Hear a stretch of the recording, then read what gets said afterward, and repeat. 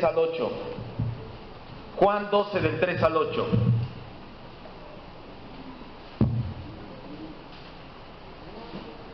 Rápidamente.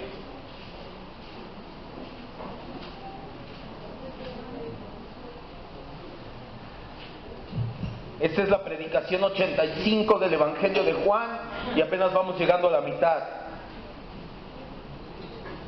La semana pasada comenzamos con el capítulo 12 y hoy vamos a darle continuación. Deje su separador en Juan porque vamos a estar moviéndonos de ahí a varias citas y regresamos. Juan 12 del 3 al 8. Dice la Escritura: entonces María tomó una libra de perfume de nardo puro, de mucho precio, y ungió los pies de Jesús y los secó con sus cabellos.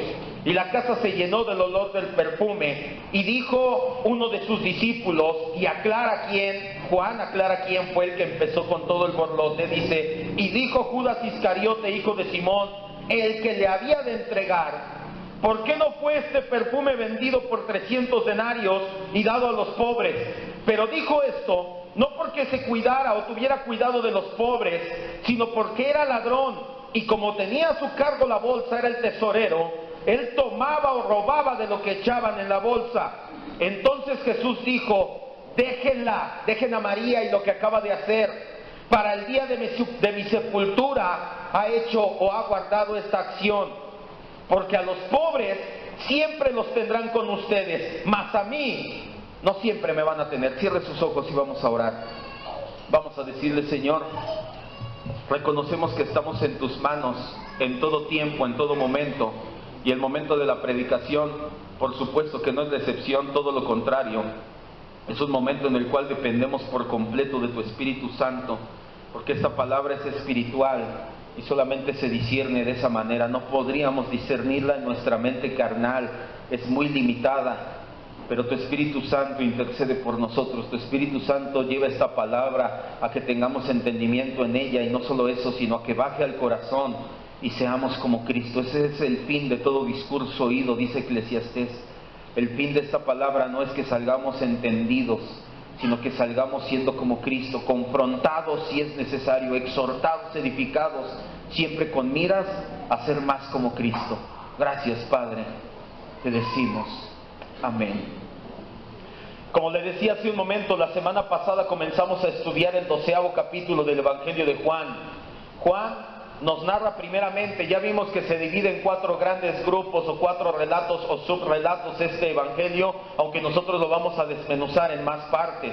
Lo primero que nos narra Juan en el capítulo 12 es cuando Jesús fue a casa de Simón el leproso. ¿Cómo sabemos que es Simón el leproso? Porque hay otros 2 evangelios, Mateo y Marcos, que tienen un relato paralelo que se complementa con el evangelio de Juan. Jesús estaba en casa de Simón el leproso y allí es ungido con perfume por María, la hermana de Lázaro. ¿El motivo? Un corazón profundamente agradecido. Este fue el centro del sermón de la semana pasada. El ejemplo de María es claro y entendimos por medio del ejemplo de María que un cristiano está agradecido siempre en la vida por 3 motivos. El primero, por las cosas buenas, y esto es obvio, y no necesitas ser cristiano para agradecer las cosas buenas, que te fue bien en el trabajo, que tienes salud, que tu familia está bien. En el caso de María, que su hermano acababa de resucitar. Pero también las cosas malas, y a cosas malas me refiero cuando nosotros no entendemos el porqué de la situación y nos duele, nos pesa, nos es doloroso, vaya, en el corazón la situación que estamos pasando. Y por último, los cristianos agradecemos la cruz de Cristo. María solamente podía agradecer lo bueno y lo malo. Ella no caía en la tercera categoría porque obviamente el Señor no había resucitado, pero ella sí estaba agradecida, obviamente porque había resucitado a su hermano Lázaro, por las cosas buenas. Pero no solamente eso, sabemos que ella era discípula de Jesús mucho antes de que Lázaro enfermara y muriera. Por eso es que cuando su hermano resucita, ella se da cuenta que lo que en su momento fue algo malo, un trago amargo, en ese momento dice: Señor, gracias, porque mi fe está todavía más fortalecida. Lo sufrí, me dolió, vi a mi hermano 4 días en la tumba, pero hoy me doy cuenta que eres Rey de Reyes, hoy me doy cuenta que eres la resurrección y la vida. La pregunta crucial que planteamos la semana pasada, y espero que te lo hayas llevado a tu casa toda la semana, fue que si se percibe tu agradecimiento. Yo creo que si te pregunto, y les dije aquí, ya varios ya no dijeron amén, porque ya después de explicarlo, les dije: ¿cuántos están agradecidos con Dios? Y cuando lo haces esto en una iglesia, todos dicen amén, oh sí, ok, tú estás agradecido. ¿Cuántos se nota su agradecimiento con Dios? Fue la pregunta la semana pasada. El agradecimiento de María se notó tanto que dice la Biblia que la casa de Simón se llenó del olor del perfume. Todo el mundo volteó a ver esa situación. ¿Qué está pasando? ¿Por qué huele tan excelente? Eso fue lo importante de la semana pasada, entender que nuestro agradecimiento se ha de demostrar, no solamente de decir. ¿Y cómo lo demostramos? Lo vimos claramente, Eclesiastés 10:1, no vayas, la Biblia dice que las moscas muertas hacen ¿qué? Oler mal el perfume del perfumista. Entonces, ¿y qué son las moscas muertas? Son las personas que hacen una cosa y no hacen, no. Esas son las que les decimos aquí: eres una mosca muerta. No, las moscas muertas en la Biblia nos habla acerca de las acciones pecaminosas, de los hábitos pecaminosos que muchas veces como cristianos cometemos y que las dejamos ahí en nuestro perfume y no estamos o no hemos hecho nada, no nos hemos dispuesto a dejar de hacerlas. Las moscas muertas en el perfume de nosotros, en tu perfume, son los errores de carácter, los pequeños pero todavía aborrecibles hábitos pecaminosos que echan a perder la fragancia, el aroma que debería de ser delicado para el Señor. Tú lo echas a perder con esas moscas muertas en tu perfume. ¿Cuál es tu mosca muerta? ¿Cuál es tu hábito pecaminoso? Tú y Dios lo saben, ponte a cuentas con Él. Para la enseñanza del día de hoy es necesario retomar desde el versículo 3. Vamos a leer. Pastor, ya lo vimos, no se preocupe, vamos a retomar desde ahí. Entonces María tomó una libra de perfume de nardo puro, de mucho precio, y ungió los pies de Jesús y los secó con sus cabellos. La palabra enjugó o enjugar es secar. Y los secó con sus cabellos, y la casa se llenó del olor del perfume. Ya entendimos que María se había situado atrás de Jesús. Lo vimos la semana pasada. ¿Cómo era ahí? De hecho, ahí en el salón de los niños tenemos unas mesas especiales para niños chaparritas.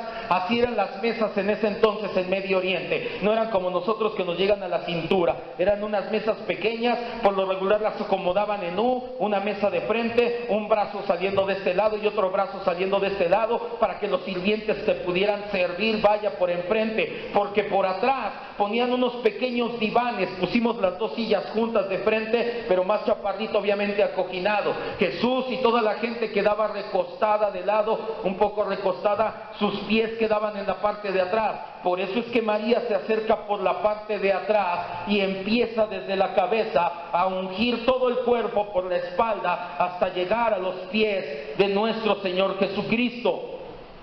Esto ya lo entendimos. El motivo por el cual el perfume era de gran precio ya lo quedó aclarado también. El nardo se conseguía en los pastos del Himalaya cerca del Tíbet. Era necesario transportarlo a lomo de camello por kilómetros y kilómetros de caminos muy peligrosos, desfiladeros tenían esos caminos. Por lo tanto, su precio era muy caro, y eso lo vemos hasta en la actualidad. Cuando un producto es escaso, por lo regular es ¿qué? Caro. ¿Por qué está tan caro? Ah, porque eso nada más hay 3 y tardan tanto en traerlo. Ah, con razón está tan caro. Además, el apóstol Juan nos dice que era un producto genuino y sin adulterar, lo que significa la palabra puro en el griego. Pero las reacciones no se hicieron esperar. De inmediato uno de sus discípulos, Judas, expresó molestia. Ahora sí, versículo 4, para que tuviéramos contexto, nos regresamos al 3. Y dijo uno de sus discípulos, Judas Iscariote, 4 y 5, hijo de Simón, el que le había de entregar, Juan es muy explícito y dice, les estoy diciendo quién es este Judas. ¿Por qué no se fue vendido este perfume por 300 denarios y el dinero fue dado a los pobres? El contraste entre la generosidad de María y la mezquindad de Judas es increíble. Por un lado tenemos un acto generoso enorme y por el otro tenemos un acto de mezquindad tremendo. Es un contraste tremendo el que se da. No cabe duda que ese sea el motivo por el cual Juan deja en claro que en efecto era Judas Iscariote. ¿Cuántos discípulos de Jesús se llamaban Judas? 2. Eran Judas el celote y Judas Iscariote. Y por algo Juan escribe Judas, el que le iba a entregar. Juan no quiere dejar en duda de quién se trataba y por qué lo pone. Y Judas iba a traicionar y a entregar a Jesús a cambio de qué lo hizo.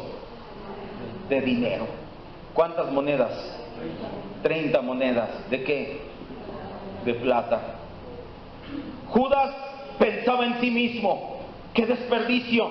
¿Cómo es posible que se haya desperdiciado esto? Él no entendía que la generosidad también es una forma de manifestar amor y agradecimiento. Cuando una persona ama y está agradecida, esa persona también puede demostrarlo por medio de generosidad. Las personas egoístas no pueden entender a las personas generosas. Hay un obstáculo en el corazón que les impide hacerlo y lo vamos a ver y nos vamos a adentrar ahorita más adelante. Ese obstáculo se llama avaricia o codicia. ¿Sabes por qué mucha gente no entiende los actos desinteresados de los demás? Cuando tú ves y dices, ¿cómo es posible que hiciste eso, que viste esto, que...? Porque hay un obstáculo en el corazón que te impide verlo. Se llama codicia o avaricia y ahorita vamos a entrar en materia. Judas tenía este obstáculo llamado avaricia. Por eso Judas dijo, ¿por qué no se vendió este perfume por 300 denarios y dimos el dinero a los pobres? Judas es la clase de persona que siempre tiene en la mente el dinero.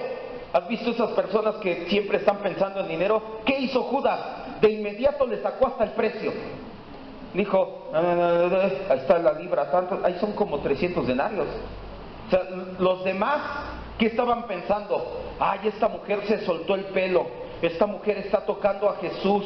Oye, Marta está aquí. Judas, ¿qué estaba pensando? En dinero. Judas es la clase de persona que siempre está pensando en dinero. Lo ve todo desde el aspecto monetario. De inmediato valoró el precio del perfume.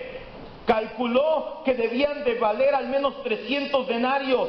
En la serie de las parábolas de Jesús aclaramos que el denario es equivalente a un dracma, aproximadamente 4 gramos de plata. El denario era el pago que le daban a un jornalero, a un obrero común, el trabajador común. Aquí le llamamos salario mínimo en México, pero vaya, aquí es una burla. Pero en ese entonces el salario mínimo en Palestina era un denario. Tú trabajabas y te daban un denario por un día trabajado.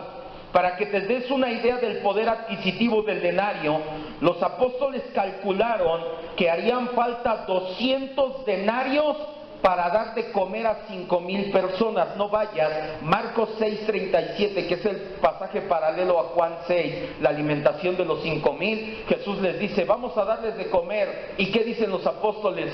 200 denarios hacen falta para darles de comer a 5,000. Con un denario comerían aproximadamente 25 personas. ¿Cuántos somos aquí? ¿Como 75? Con 3 denarios comemos todos.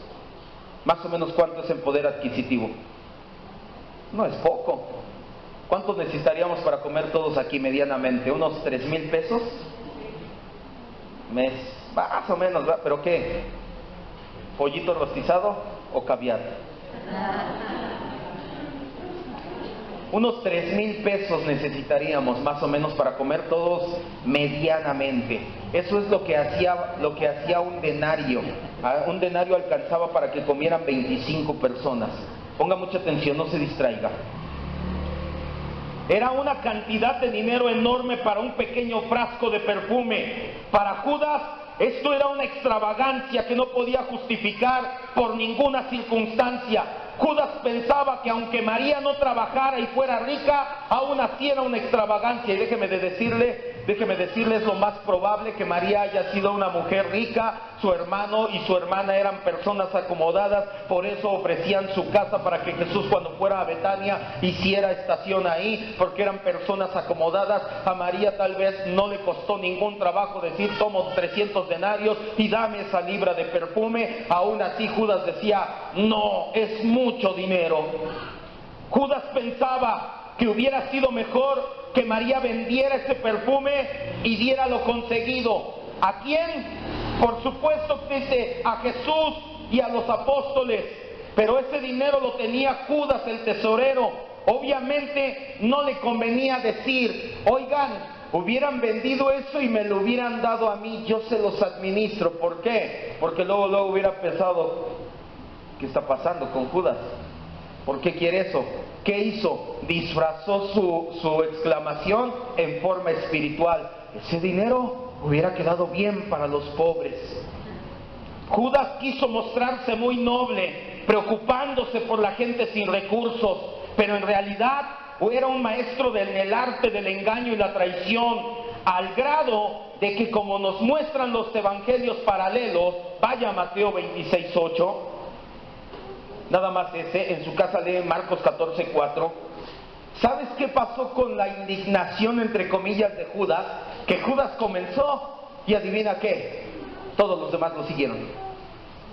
Oigan, hubieran vendido ese, y por acá Juan, sí es cierto, y por acá Pedro y Mateo y Andrés, tiene razón, oye. Judas empezó y de inmediato los 12, o vaya, los 11 restantes le siguieron el hilo. Mateo 26:8. Es el relato paralelo, ya lo vimos la semana pasada. Y esto que hacemos de tocar los evangelios o los relatos paralelos es una de las mejores maneras en la que tú puedes hacer hermenéutica, dejar que la Biblia hable por sí misma y no decirle lo que tú quieres que diga cuando empiezas a hurgar en todos los rincones de la palabra. Mateo 26:8 dice la Escritura, al ver esto, ¿quién? Los discípulos se enojaron diciendo, ¿para qué es este desperdicio? Mateo lo ve desde una perspectiva, pero Juan nos corre un poquito más el telón y nos dice, el que empezó con todo el guateque fue ¿quién? Judas. Judas fue el primero que empezó.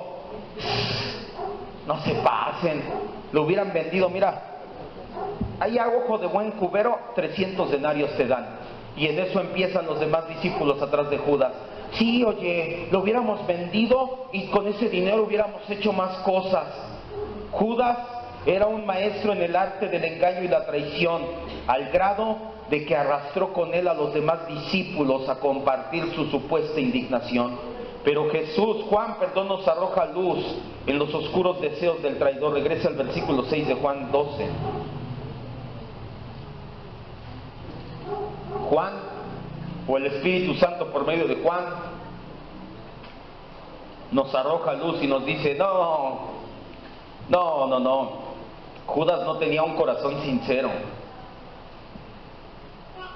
Versículo 6 dice, pero dijo esto, Judas empezó con su supuesta indignación y dijo, no porque se cuidara de los pobres, no porque los tuviera en mente y dijera, oye, hay gente necesitada, vamos a llevarles un taco, sino porque era ladrón, y como era el tesorero, él tenía la bolsa del dinero, tomaba. Obviamente, y hay gente que lo ha querido justificar y dice, es que tomaba y lo daba y decía, hagan esta buena obra. No, ahorita lo vamos a ver, el contexto nos dice, tomaba para sí mismo, sacaba de la bolsa y decía, bueno, hoy se me antoja esto, me hace falta túnica nueva, me hace falta esto en mi casa, no tengo dinero, pero no se preocupen, aquí traigo la bolsa del dinero, soy el tesorero. Judas era un ladrón, era la clase de ladrón que todavía no descubrían.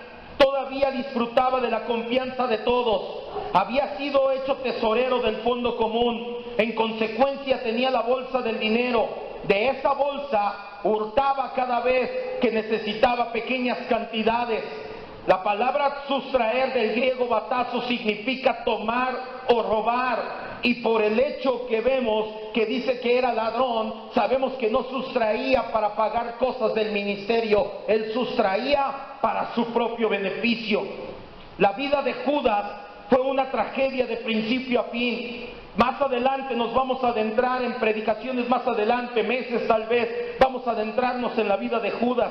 Por ahora nos vamos a quedar con una actitud malsana que muchos cristianos compartimos con Judas, y es que al igual que Judas, muchas veces le robamos a Dios.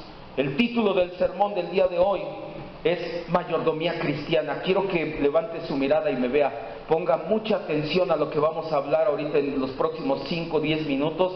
Es muy importante para su vida espiritual. Prácticamente la mayordomía cristiana se ha dejado de lado en las iglesias y nadie sabe nada de ello. La mayordomía cristiana es un concepto casi olvidado y ignorado por muchos miembros de las iglesias. La mayordomía es administración. Los mayordomos, nosotros hoy en día escuchas la palabra mayordomo y te imaginas un hombre de smoking que trae aquí hasta una servilleta y le dice, Jaime. ¿Sí o no? Pensaba, mayordomo, sí es el que trae aquí su servilleta. No, el mayordomo en el contexto bíblico no tiene nada que ver con eso. El mayordomo era el administrador, era el responsable de administrar todos los bienes que el Señor depositara a su cuidado. En la parábola de los talentos, a uno le da 10, a otro 5, a otro 1 talento. Ellos se volvieron en ese momento, ¿qué? Mayordomos de lo que Dios les había dado. Nosotros como hijos de Dios, todos aquellos que creemos en Jesucristo como Salvador, pero también como Señor de nuestra vida, somos mayordomos de todo lo que Dios, de todo lo que nuestro dueño puso a nuestro cuidado y administración. Y lamentablemente algunos derrochamos o sencillamente como Judas le estamos robando en nuestra administración a Dios. ¿Qué ha depositado Dios a nuestro cuidado? Solamente voy a hablar de dineros o bienes. No todos tenemos acceso a dineros o bienes, pero sin duda Dios ha depositado en ti para que administres tiempo. Quiero que abra bien las orejitas, los oídos, hágale así. Dios depositó en usted el tiempo que le queda de vida. Y cuando usted y yo lo derrochamos en cosas sin sentido, llámese redes sociales, películas o lo que sea, y a Dios solamente le destinamos, pues de hecho ahorita, ¿verdad? Porque lo demás de la semana, pues ¿cómo? Entonces estamos siendo malos administradores. Relaciones. ¿Sabes que cada relación interpersonal que tú tienes con cualquier persona en tu vida, Dios te puso para que la administraras correctamente? Pero si tú te la pasas peleando con los que están a tu lado, no eres buen administrador. Talentos, dones, capacidades. No, yo sé hacer muchas cosas. ¿Y a quién le ayudas? A nadie. Entonces, ¿por qué lo sabes hacer o qué? Pues nada más para presumir. Cuando tú tienes obviamente también dinero o riquezas, posesiones, pero cuando tú tienes tiempo, relación, talento, todo este tipo de situaciones y lo malgastas, lo derrochas o le estás robando a Dios, tú te estás volviendo un mal mayordomo. Para entender a fondo la mayordomía cristiana, usted y yo tenemos que asimilar lo siguiente al 100%. Todo lo que tenemos le pertenece a Dios. Los demás se lo voy a repetir para que diga amén. Todo lo que tenemos es de Dios. Todo lo que usted y yo tenemos no es de nosotros, es de Dios. Todo lo que somos, todo lo que tenemos, todo en nuestras vidas mismas le pertenecen a Dios. Él es el dueño, Él nos creó y Él mismo, en nuestro caso como cristianos, nos compró a precio de sangre. No hay nada que te pertenezca. La ropa que traes puesta no es tuya, Dios es el dueño. El dinero que traes en tu cartera no es tuyo, Dios es el dueño. El tiempo que estás aquí no es tuyo, Dios es el dueño. Lo decimos amén fácil, pero a veces cuando te dicen, hermano, nos vamos a ver aquí el sábado en la mañana para hacer aseo, te estás viendo un mal administrador. Nada nos pertenece a nosotros. Nosotros solamente somos administradores. A esto se le conoce como mayordomo. Sin embargo, de manera lamentable, muchos no lo hemos entendido o definitivamente ni sabíamos nada del tema. Y por este motivo, muchos se comportan como si fueran los dueños. Derrochan, desperdician y malgastan aquello que es de Dios y no tuyo. Por ello es que tomo el ejemplo de Judas. al igual que Judas, tal vez tú por ignorancia no sabías, hoy lo vas a saber, ya vas a saber si lo sigues haciendo, pero al igual que Judas, le estamos robando a Dios. Quiero que entiendas, no es pequeño el tema de la mayordomía cristiana, es muy importante, porque una buena mayordomía es otro indicador, o es un buen indicador de que tu carácter está madurando, de que estás llegando a la estatura de Cristo. Segunda de Corintios 8:24. No se trata, y ahorita lo vamos a ver, de que des y hagas por hacer. Se trata de que seas como Cristo. ¿A qué venimos a la iglesia? A seguir adorando a Dios. ¿Con qué propósito? Segunda de Corintios 8:24. Ser como Cristo. ¿Sí se acuerda? ¿Cuál es el propósito final de nuestras vidas? Ser como Cristo. ¿De quién se trata? ¿De nosotros o de quién? De Cristo. No se trata de que vengas a la iglesia para que Dios te dé, te levante, te bendiga, te llene. Se trata de venir a la iglesia a renovar tu mente porque quiero ser como Cristo. Se trata siempre de Cristo. Y la mayordomía es un buen parámetro para ver dónde estamos. Si sí somos como Cristo o si todavía tenemos un pañalote espiritual ahí. Bebés espirituales. Segunda de Corintios 8:24.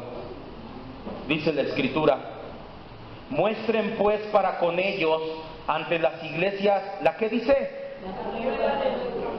Escuche bien, si usted lee desde el versículo 1 de segunda de Corintios 8, el apóstol Pablo estaba hablando de ofrenda para los santos. El apóstol Pablo estaba hablando de haz algo para que los santos a tu alrededor tengan, crezcan, maduren junto contigo. Y termina diciéndoles, denles una prueba de que tienen el carácter como el de Cristo. La mayordomía es importante porque indica si nuestro carácter está madurando o seguimos siendo pequeños en el Señor. ¿Cuál es tu condición delante de Dios? ¿Cuánto lo amas? ¿Qué tan profunda es tu convicción? ¿Qué tan sincero es tu agradecimiento y el deseo de que la obra avance? Pablo, hablando bajo la inspiración del Espíritu Santo, dice que todas estas son probadas, todas estas cosas son probadas de acuerdo a tu mayordomía. No, yo amo mucho al Señor. No, yo estoy bien agradecido con Dios. No, yo quiero que la obra crezca y avance. ¿Cómo está tu mayordomía? Si tú dices eso, pero no haces nada, discúlpame, eres oidor, hablador, pero no hacedor de la palabra, diría Santiago. Una buena mayordomía se demuestra en la administración de tu tiempo, de tus relaciones, de tu talento, de tu dinero. Una buena mayordomía empieza pensando más en otros que en ti mismo. Este tipo de mayordomía es una de las pruebas que más revelan si te pareces a Cristo, porque refleja claramente el carácter de Cristo. Cristo se dio a sí mismo completa y enteramente para beneficio de ¿quién? ¿Sí se acuerda lo que es la seidad? Dios y nosotros ¿qué? Cristo vino, se despojó de sí mismo en una cruz porque no podía vivir sin nosotros. Eso es antropocentrismo a todo lo que da. Cristo vino y se dio en una cruz y nos puso el mayor ejemplo de mayordomía. Cristo, si nosotros le falta algo, ¿le pasa algo? Siempre han estado Padre, Hijo, Espíritu Santo, siempre han tenido una relación de amor en la eternidad, la Trinidad.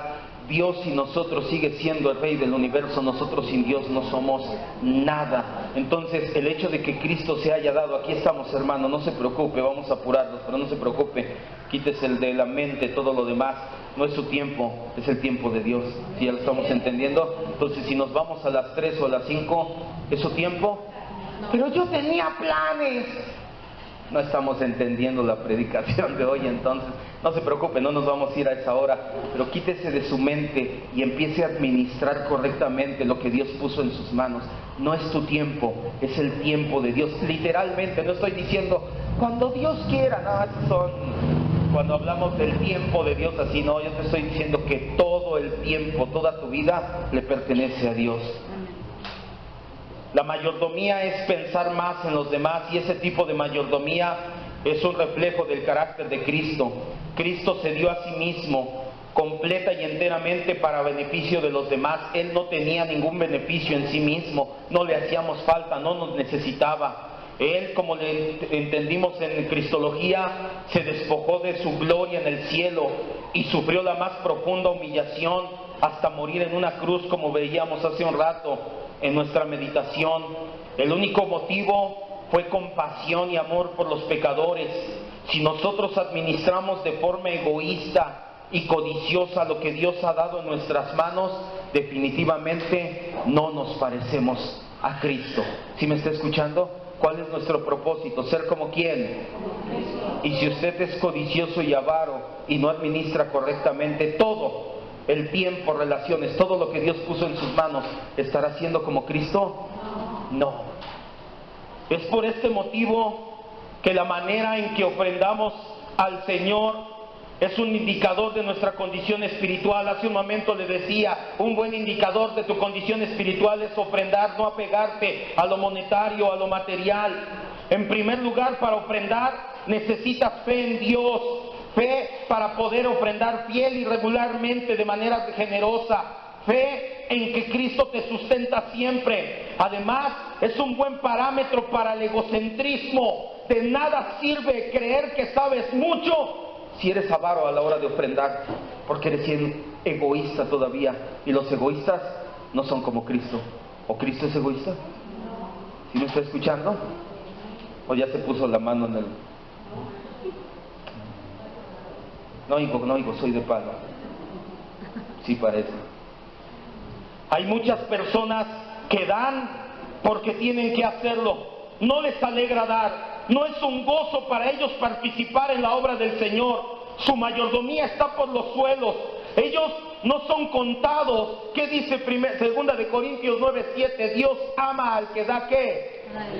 Y hay mucha gente que da porque tiene que dar. Ellos no son contados con los que Dios ama porque dan por alegría. Anteriormente se lo he dicho, no somos una iglesia de prosperidad. Mi corazón no es hablar desmedidamente de dinero. Pero Pablo le dijo a los efesios, antes de despedirse de ellos, no me negaré o no me negué a anunciarles todo el consejo de Dios. Y todo el consejo de Dios incluye, cuando la Escritura lo requiera, hablar de dinero y de mayordomía. No vamos a pasar por alto. Yo no escogí Juan 12 y dije, vamos a meter aquí un relato ¿de qué habla Juan 12?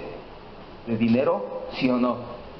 Y no quiero que usted dé por dar. Quiero que entienda lo que es la mayordomía y sea un mayordomo fiel y sincero con Jesucristo. Pablo les dijo a los efesios, no me voy a negar a anunciarles todo el consejo de Dios. Y ya se lo he dicho, lamentablemente muchos vienen a la sana doctrina por egoísmo y avaricia, para ya no dolerse de desprenderse de dinero. No es que entendieron la sana doctrina y vienen para acá, es que en aquella iglesia me piden mucho dinero. Aquí dicen que si no diezmo no me voy al infierno, aquí sí me gusta. No es que entendieron la sana doctrina, es que les duele desprenderse. Eso y nada es lo mismo. La mayordomía, la verdadera mayordomía cristiana, siempre va acompañada de un deseo de brindar bendición a los demás. Cuando tú das tu tiempo, tu dinero, tu talento, no es por darlo nada más, es darlo con el deseo de ser bendición. No solamente se trata de que des, sino que des con el corazón correcto. Cuando planeamos nuestra mayordomía, porque yo se lo he dicho, si somos una iglesia de primicias, ¿cuántos dicen amén? A ver, amén. Somos una iglesia de primicias, ya lo hemos entendido. No es que una vez al año das todo tu primer sueldo. El ser una iglesia de primicias quiere decir que antes de apartar tu renta, tu gasto, tus abonos y tus tandas, tu dinero para internet, para tiempo aire, para gustos y deleites, antes de apartar todo eso, estamos llamados a apartar primero ¿para quién? Para Dios. Pero si tú no lo haces así, déjame decirte, estamos llamados a apartar lo que vamos a dar para Dios, y si no lo hacemos así, nuestra mayordomía está dejando mucho que desear. Por eso es que cuando planeamos nuestra mayordomía, cuando estás planeando cómo administras lo que Dios puso en tus manos, lo que tienes que pensar no es tengo que dar, tienes que pensar qué beneficio espiritual puedes producir en otros. Que se producirá lo que tú des, lo que tú ayudes, lo que tú ores, lo que tú traigas, se va a traducir en que la palabra va a poder ser proclamada. Esa es la meta de la mayordomía. Si tú haces las cosas por hacerlas, únicamente vas a estar cumpliendo un deber de manera fría y con pura formalidad. Y sabes, dice la Biblia, que los ricos echaban en las arcas de las ofrendas de la misma manera. Tengo que dar, pero aquí está lo que me sobra, al cabo es mucho. Eso y nada es lo mismo. No te estoy diciendo que tienes que dar para que me vuelva rico. Te estoy diciendo y te estoy enseñando por medio de la Escritura que no solamente es dar, sino dar con el corazón correcto. Señor, quiero ser de bendición para los demás, que la palabra se siga proclamando. ¿Sabes que hubo gente que dio y por eso hubo misioneros y por eso tú y yo conocemos el Evangelio? Si no hubieran dado, tú y yo no conoceríamos de Cristo nada. Por eso, gracias a Dios por la mayordomía cristiana. No ofrendemos a Dios porque es nuestro deber hacerlo. Hazlo pensando en que otras almas pueden ser bendecidas de la misma manera en que nosotros hemos sido bendecidos. Debemos de tener en mente no solo dar, sino bendecir. Para nadie es secreto, y ahorita vamos a tocar un poquito el tema. Mucho de lo que en mi vida se sostiene económicamente, no todo, porque realmente todavía trabajo algunas veces, sale de aquí de la iglesia. Y quiero que entiendas hasta dónde llega el Señor con este ejemplo, un poco de este ejemplo. De lo que aquí sale de la iglesia y se colecta, se paga la renta de mi casa y pago el internet. Hay una página que se llama Teología Reformada en internet. Encontraron algunas de nuestras de mis predicaciones en internet. Tienen más reproducciones en la página de Teología Reformada que en YouTube, porque la gente entra a la página, no entra a mi página de YouTube.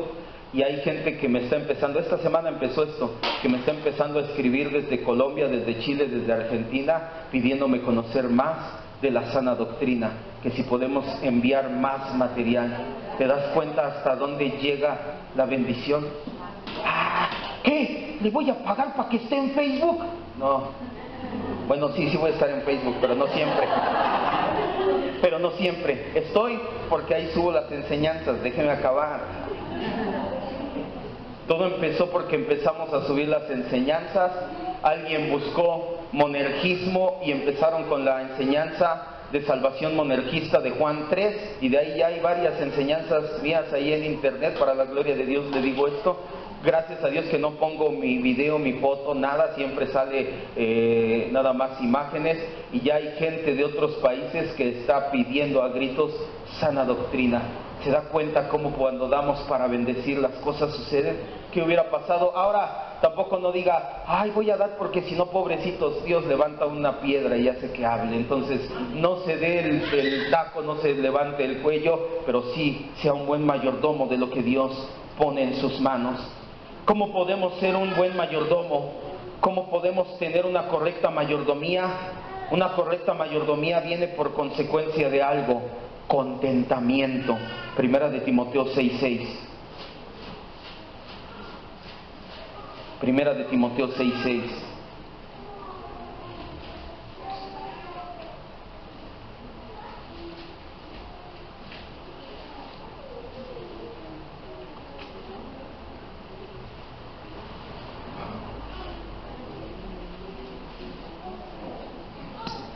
Pastor, yo sí quiero ser un buen mayordomo. ¿Cómo puedo hacer para ser un buen administrador? Entiende primero esto. Estás llamado al contentamiento. Primera de Timoteo 6:6 dice: pero gran ganancia es la piedad, acompañada ¿de qué? De contentamiento. El contentamiento no es lo mismo que conformismo. Ya se lo he dicho muchas veces. El conformismo dice, pues ya ni modo, soy pobre. El contentamiento dice, Señor, si es lo que tú me has dado, gracias, yo sigo trabajando con lo que tú me des o me quites o me pongas. Tengo a Cristo, tengo gozo, no me hace falta nada más. Ese es el contentamiento. Pero sin contentamiento siempre vas a tener la necesidad abrumadora de tener algo más. Siempre vas a pensar que te falta algo. Pues tengo todo, pero quisiera más. No, tengo mi coche bien, pero quisiera otro. No, pues tengo ropa, pero quisiera más.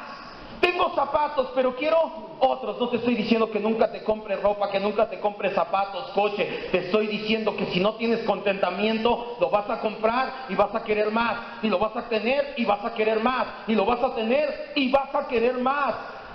El contentamiento, siempre nos vamos a sentir necesitados y sentir que algo más nos falta. Nos vamos a sentir inquietos y esto va a echar a perder nuestra mayordomía. Si Cristo no es suficiente, nada va a ser suficiente para ti en la vida. ¿Sí me escuchó? ¿Para cuántos Cristo basta? Amén. Entonces tienes contentamiento. Pero si dices, Cristo, pero... entonces Cristo no es suficiente para ti. Cristo no admite peros. Cristo es suficiente sí o sí. Sin Cristo no es suficiente para ti, nada va a ser suficiente. Salomón, que llegó a tener todo lo que quiso, 1000 esposas, y que dijo, vanidad de vanidades, esto no vale nada. Si tú no tienes contentamiento, si tú no sabes que Cristo es suficiente, nunca nada va a ser suficiente para ti. Siempre vas a estar deseando más y más cosas en tu vida. Y este es el corazón de la avaricia o de la codicia, desear más y más y más en tu vida. Eso es la codicia, y la codicia es ofensiva a Dios y daña nuestra vida espiritual. No hay nada que convierta más rápido al creyente en un creyente carnal que le guste andar en la carnota que la codicia. Ni tampoco hay algo que haga más daño a la mayordomía que la codicia. Y sin embargo la codicia es uno de los pecados menos reconocidos. ¿Cuál es el 10º mandamiento? ¿No qué? No ¿Cree que sea casualidad que esté en el decálogo? No creo. Acompáñenme a las siguientes citas. Lucas 12:15.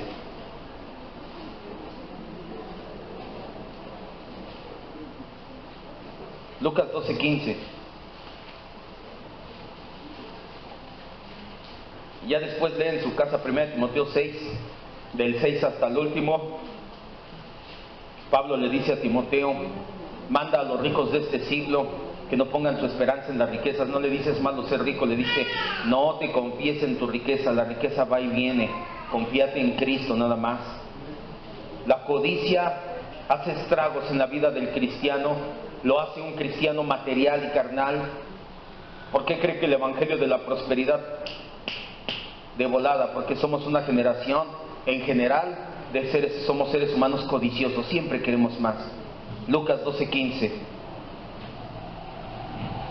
Y les dijo, miren y guárdense de toda avaricia, porque la vida del hombre no consiste en la abundancia de los bienes que posee. ¿Qué les dijo Jesús? Guárdense de la ¿qué? De la avaricia, de querer más y de querer más. Señor, gracias con lo que tengo, mañana voy a salir a trabajar en tu nombre y si me bendices, porque de hecho todo lo que tú me das es bendición, gracias. Eso es contentamiento. El conformismo es, pues no tengo, aquí me quedo.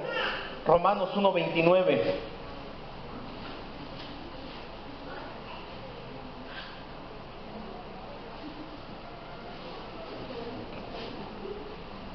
Romanos 1:29. El primer capítulo de Romanos, ya en unos años llegaremos a Romanos. Para mí es el libro más profundo de la Escritura en cuanto a doctrina realmente.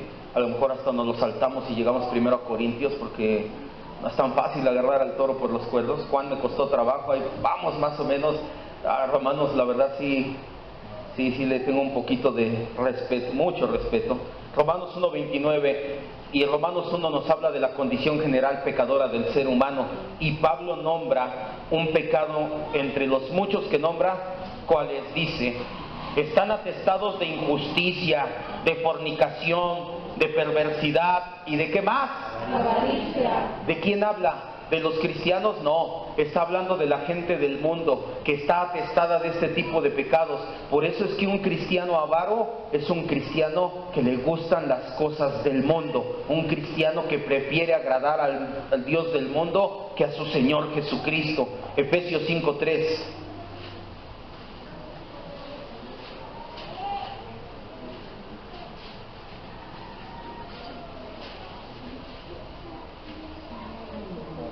Efesios 5:3.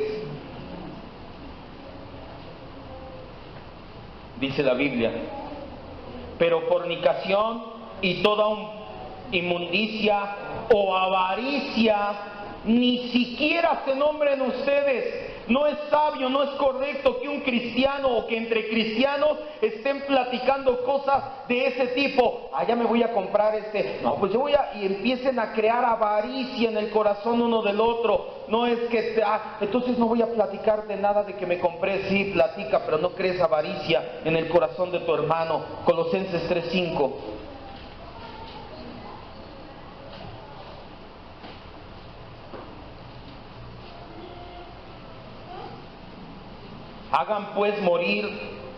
Hagan morir pues lo terrenal en ustedes. Pablo les dice, todavía tenemos cosas de la carne en nosotros. ¿Qué son esas cosas? Fornicación, hablando acerca de pecados sexuales, impureza, pasiones desordenados, malos deseos, ¿y qué? Pero ojo, ¿y la avaricia qué es? Porque ¿a quién idolatras en la avaricia? A ti mismo. Quieres tener más. Quieres que tú y el dinero sean lo primero en tu vida, en lugar de que sea Jesucristo. ¿Cómo podemos prevenir la avaricia? ¿Cómo podemos dejar estos deseos carnales? ¿Cómo podemos contener estos deseos y guardar el 10º mandamiento? El antídoto, junto con la oración obviamente y el contentamiento, es la mayordomía planeada y generosa de nuestros recursos, de lo que Dios nos ha dado. En otras palabras, el pecado llamado avaricia, que tiene el poder de destruir tu mayordomía, va a ser restringido si tienes una administración bíblica y controlada de lo que Dios ha puesto en tus manos. Entiende correctamente esto, amado hermano. La mayordomía es tu responsabilidad, pero también es un privilegio. Sabes que lo que te pertenece es de Dios, y que Dios te haya elegido para administrarlo es que un privilegio. Yo no sé si tú lo ves así, pero para mí sí es así. Para la Biblia es así. La mayordomía es el escudo que te protege de que tu corazón se vuelva vanaglorioso. La mayordomía promueve un corazón generoso. La mayordomía es el guardián para que te guardes de las garras del mundo. Nada de esto entendía Judas. Judas era un hombre avaricioso en extremo, al grado de robar de la misma bolsa de donde guardaban las ofrendas. No seamos como Judas. No tratemos de exponer excusas, por muy espirituales que suenen. Judas dijo, ¿por qué no le dieron el dinero a los pobres? Esa fue una reacción hipócrita de su parte, y es una lástima, pero por lo regular, aquellos que más preguntan acerca del dinero que los demás ofrendan, son mayordomos infieles que solamente desean poner una excusa. La gran mayoría de las excusas es, no, pues yo no doy porque yo no sé qué le hacen al dinero. ¿Sabes qué es eso? Es una excusa para una mala mayordomía y para una avaricia. Quiero que entienda algo. Sí, vamos a llegar al tiempo en que Dios va a levantar un tesorero en la iglesia, pero mientras no haya mayordomos fieles, ¿usted cree que si le dejo la bolsa del dinero, qué le va a pasar? ¿Se va a volver como quién? Por supuesto que necesitamos un mayordomo fiel a cargo del dinero aquí, pero eso, un mayordomo fiel. Si ponemos ahorita como estamos a muchos de nosotros, discúlpeme, pero nos iríamos en pos de nuestro corazón avaricioso. Versículos 7 y 8, vamos a terminar ya, de Juan 12. Deja de poner excusas en tu corazón. Cuando tú pones ese tipo de excusas, solamente estás siendo como Judas.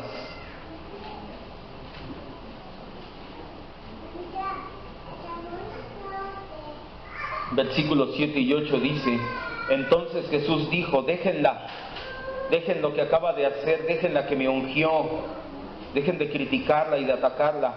Para el día de mi sepultura ha guardado esta, porque a los pobres siempre los tendrán con ustedes, mas a mí no siempre me tendrán. Cuando a María la criticaron todos, Jesús acude en su ayuda.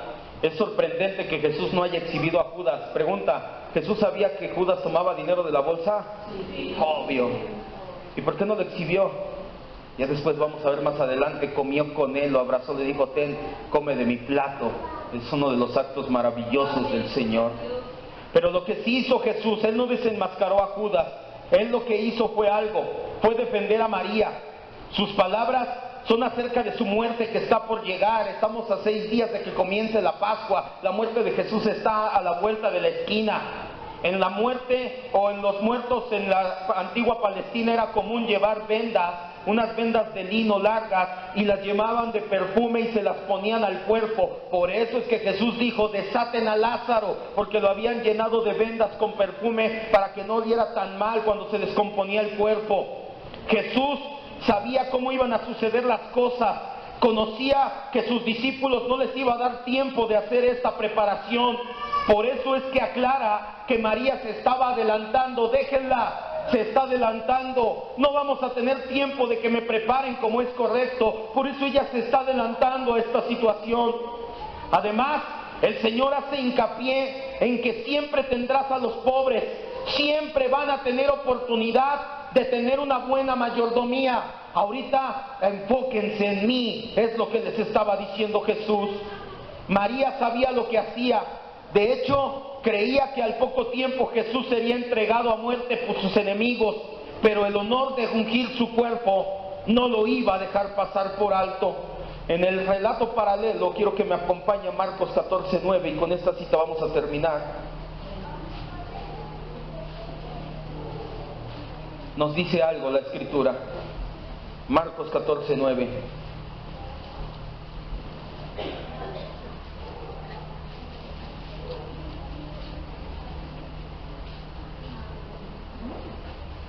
Vamos a leerlo. Dice: de verdad les digo, después de que pasó todo esto, Pedro, porque el Evangelio de Marcos realmente fue Pedro el testigo y se lo dictó a su hijo Marcos, por eso lleva el nombre de Marcos, pero en realidad fue Pedro quien fue el testigo. Nos dice que Jesús les dijo: de cierto les digo que donde quiera que se predique el Evangelio en todo el mundo, también se contará lo que María ha hecho para su memoria. Cierre sus ojos. Quise terminar con esta cita para amarrar todo lo que acabamos de entender de la mayordomía cristiana. La mayordomía cristiana significa que tú eres el administrador, no el dueño. No es tu tiempo, no son tus cosas, no es tu dinero, no es tu ropa, no son tus hijos, no es tu mascota, nada es tuyo. Todo es de Dios. Te compró, te formó y te compró a precio de sangre. La mayordomía es de qué manera administras lo que Dios puso en tus manos, de qué manera administras tus relaciones, tu tiempo, tus talentos, de qué manera administras el dinero que llega a tus manos.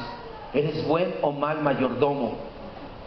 Y quise cerrar con esta cita porque Jesús dice que donde quiera que se predique el Evangelio, se iba a predicar de esta situación. Podemos concluir diciendo que una buena mayordomía es algo digno de mencionar. Era al grado tan buena la mayordomía de María, entendía tan bien la situación y lo hizo con el corazón tan correcto, que Jesús dijo: tu mayordomía es tan correcta, por así decirlo, ya sé que es un pleonasmo, no se vale decir tan correcta, pero vamos a usarlo hoy, que lo vamos a mencionar donde quiera que se predique este Evangelio. Has entendido también que no son tus cosas, has entendido también que se trata de mí, has entendido también que así te guardas de tener avaricia, has entendido también que es para beneficio de otro y no tuyo, que donde quiera que prediquemos el Evangelio se va a mencionar tu mayordomía. ¿Cómo crees que estamos en nuestra mayordomía en los cielos? ¿Cómo crees que Dios ve tu mayordomía hoy en día? ¿Sabes qué dice la Biblia cuando nos recibirá? Bien, buen siervo y fiel. Has sido buen administrador, buen mayordomo, buen esclavo. Entra en el gozo de tu Señor. ¿O crees que te irá a decir: apartado de mí? Cierre sus ojos y vamos a orar ya para terminar este tiempo de la palabra y a rogarle: Señor Jesús, esta enseñanza, tú sabes nuestro corazón, no es para provocar una iglesia de prosperidad, pero tampoco queremos ser una iglesia mezquina, avara, codiciosa, llena de personas que ponemos excusas mil para realmente no desprendernos de una buena mayordomía. Pon en nosotros el querer como el hacer, el ser buenos mayordomos, administradores fieles e idóneos de lo que has puesto en nuestras manos. No dejes que nos jactemos de lo mucho que sabemos si nuestro corazón es egoísta, no hemos entendido nada como deberíamos de entender, dice tu palabra. Antes bien, Señor, te rogamos que hagas de nosotros buenos mayordomos, que nos des contentamiento, que nos enseñes que basta con Cristo y sobra, que en Cristo tenemos todo y no nos falta nada. No somos conformistas, por supuesto que salimos cada día a trabajar, a ser mejores, a superarnos, a estudiar, pero lo que logremos o no logremos, en tus manos estamos y damos gracias a Dios porque es su voluntad. Descansamos en ello y tenemos contentamiento, y el contentamiento evitará que seamos codiciosos y avaros, evitará que seamos malos administradores y malos mayordomos. Señor, no solamente muevas el corazón de mis hermanos a dar, sino a dar de manera correcta, que no den por imposición, sino que den con un corazón correcto para bendecir a los demás. Y aquellos que ya lo hacen así, gracias por sus vidas, Dios. Ellos no pueden jactarse de que salió de ellos, fuiste tú quien puso el querer como el hacer, porque toda gloria es tuya, Señor, nada tenemos nosotros. Te damos gracias, Padre bendito, por esta enseñanza, y como buenos administradores del tiempo que te pertenece a ti, estamos más que dispuestos a terminar esta enseñanza, descansar unos minutos y tomar la enseñanza siguiente, porque no es nuestro tiempo, te pertenece a ti, es tuyo, y queremos aprovechar el tiempo lo mejor posible, sobre todo porque muchos entre semana no tenemos esta libertad de